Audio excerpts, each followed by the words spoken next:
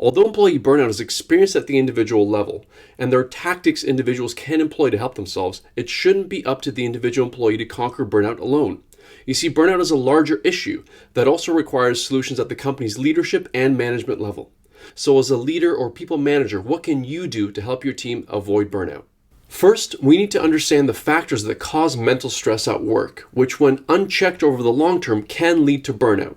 According to a popular occupational psychology model, there are three key factors that influence occupational mental stress. 1, demands of the job. 2, support provided within the work environment. And 3, an employee's sense of control over their work.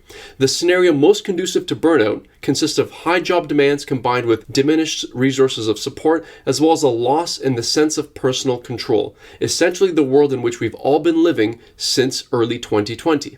The best place to start might be to reduce the demands on employees. A phrase that accurately captures many of our lives currently is we're too busy mopping up the floor to turn off the tap. That is, we're so busy running from task to task, meeting to meeting, juggling work and personal life, that we never have the time to do the necessary focused work to prioritize what's on our plate. So we need to simply carve out time in our days to step away and gain some perspective.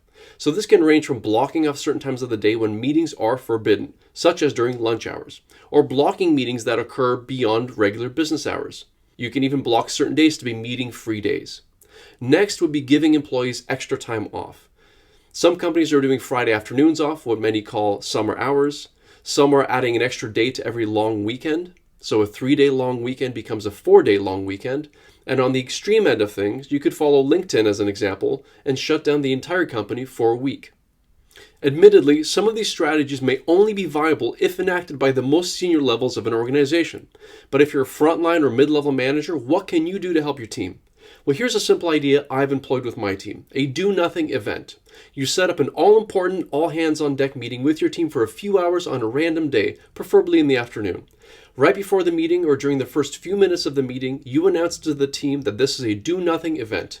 Everyone has the next few hours blocked in their calendar. They can close their laptop, turn off their phone, and spend those hours however they so choose. If anyone asks, they're in an all-important team meeting with their manager. You've just given your team the gift of time. So now that you've built in some breaks into the schedule, you can work with your team to prioritize tasks and see what you can eliminate or at least put on hold. Now, one final note of caution here is that we all need to be especially aware of the demands we place on our top performers. There's that old adage that says, if you want something done, assign it to the busiest person in the office. Unfortunately, this is exactly why our top performers can be at greatest risk of burnout. So we need to do all that we can to ensure the workload is shared more evenly among our team members. Next, to help mitigate some of the impact of increased work demand, leaders need to elevate employees' sense of personal control over their work. We need to give team members more of a voice in decision making, especially as it pertains to their role. We need to be more flexible in terms of how and when work is done.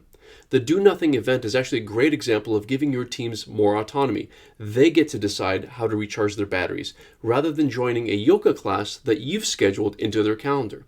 A key tenet of burnout is the sense of loss of self-efficacy. That is a loss in one's confidence in their ability to get things done. One way to help employees rebuild that confidence is by breaking down large, intimidating projects into smaller, more manageable tasks. Encouraging the use of daily checklists can also be very helpful in building momentum.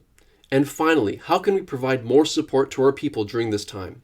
Perhaps this is where we can all start, and that is by taking care of ourselves first. I'll spare you the analogy of the in-flight instructions to put on your oxygen mask first. I'm sure you've all heard it. But we need to take care of ourselves first, not only so we have the capacity to help others, but also because it is upon us to model healthy behaviors to our teams. Our actions must be congruent with our words. Critically, leaders at all levels need to acknowledge the difficult situation we're facing, while being careful not to assume they understand everyone's struggle. We are all having a unique experience. Everyone is on a different journey, and some are more impacted than others. By addressing the situation and perhaps being open about our own personal challenges, we can normalize the discussion of the issues we're facing. During check-ins, spend more time getting a true pulse of how people are doing. An effective technique you can try during your next one-on-one is by following up the standard, "How are you?" that we routinely use to start conversations with this question: "Okay, but how are you really doing?" You'd be surprised to hear the difference in response to the second versus the first iteration of what is essentially the same question. As a general principle, it can also help to give our teams and frankly all of our colleagues the benefit of the doubt and lead with the assumption that everyone is doing their very best. Given the remoteness of our lives, this is also a time to be generous with team communication to ensure that everyone feels informed.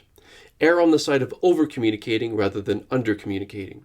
And finally, share any resources that have been personally beneficial to you, or help direct people to those resources available within your organization. Speaking of resources, as a people leader, as a manager, what have you found to be helpful to your teams? Please share your insights in the comments below so we can all better serve and support our teams.